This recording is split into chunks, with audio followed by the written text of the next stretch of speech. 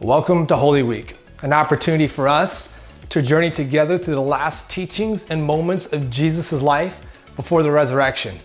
Come, let's journey together.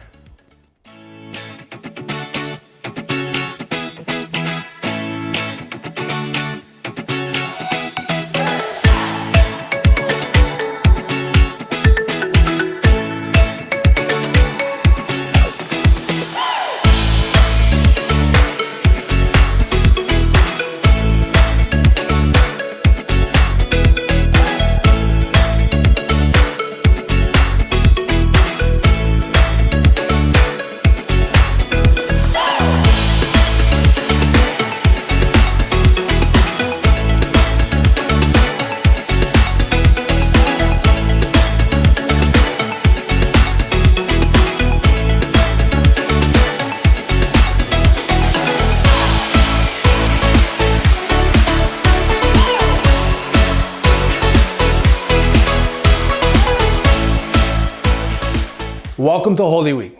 Now, once again, before we get started, just two things. Number one, we believe the Bible is written by real people in real places at a real time. And so we're searching it this week together to find real truth for real life. Secondly, we're using the Gospel of Mark, a day-by-day account of Jesus' last words and teachings before the crucifixion. Now, today's Thursday. Some of you know it as Maundy Thursday, depending on if you grew up and even celebrated Holy Week. It's a day filled with events. From the preparation of Passover to the partaking of this Last Supper, filled with imagery of Jesus washing the feet of his disciples, into the Garden of Gethsemane, betrayal, handed over, and really the whole crucifixion process begins. And so we don't have time to look at every little moment of today. I highly encourage you to take time to read that yourself. Today we want to just pause and ask ourselves a few questions. What is Jesus exposing deep down inside of us? That's what he's been doing all week. As we've been watching him, as he's been confronting the religious leaders, as he's been teaching his disciples, he's been talking about the heart of people. It's so easy to profess Jesus with our mouth. It's so easy to go into the house of God and through acts of worship and through the religious motions to kind of think that everything's okay, but deep down inside, the real us maybe doesn't belong to him the way that we hoped. Maybe he hasn't really been searching after him. Or maybe he hasn't really been absorbing what he's teaching us and changing us so that we're different.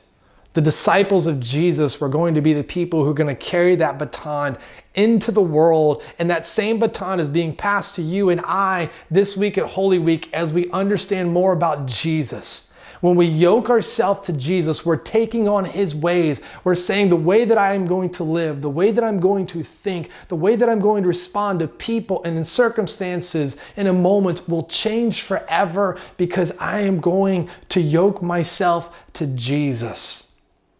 And so Jesus on this day has partaken in what we call the Last Supper. It was really the Passover festival. He's put new meaning into it. He has given it a new covenant. And then they go out to the garden. And in Mark chapter 14, it says, and they went to a place called Gethsemane. And he said to his disciples, sit here while I pray. And he took with him Peter and James and John and began to be greatly distressed and troubled.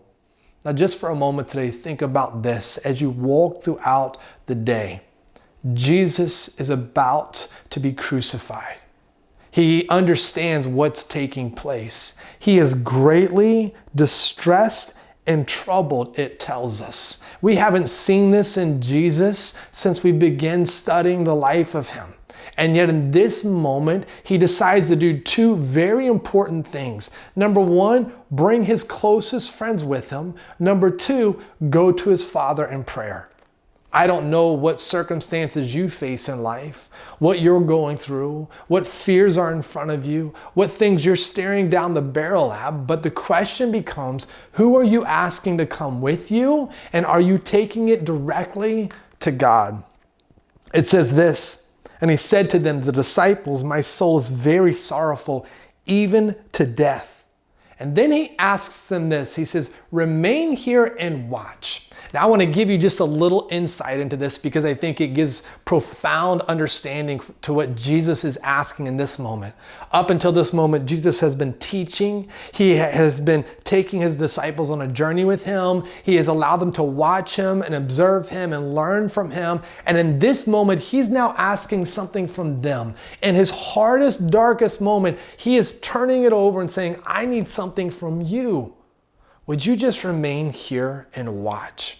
Now this word watch in the Greek and Hebrew language, it's the exact same term that was given to shepherds. Shepherds who would watch over their flock by night. They would care for them, they would protect them, they would make sure that no harm was coming to them. This was the role of a shepherd. And the disciples knew this role of Jesus. They knew him as the good shepherd.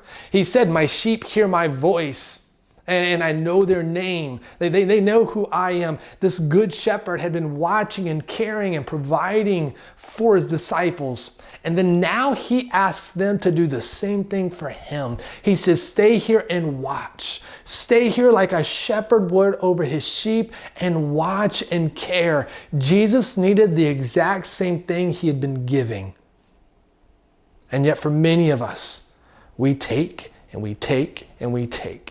And we ask and we ask and we ask. And we point our finger at God and we demand and we require. And then when Jesus flips the script and he says, hey, I need you to do this, we throw our hands up. We make excuses. We ignore it. We reject it and we move on.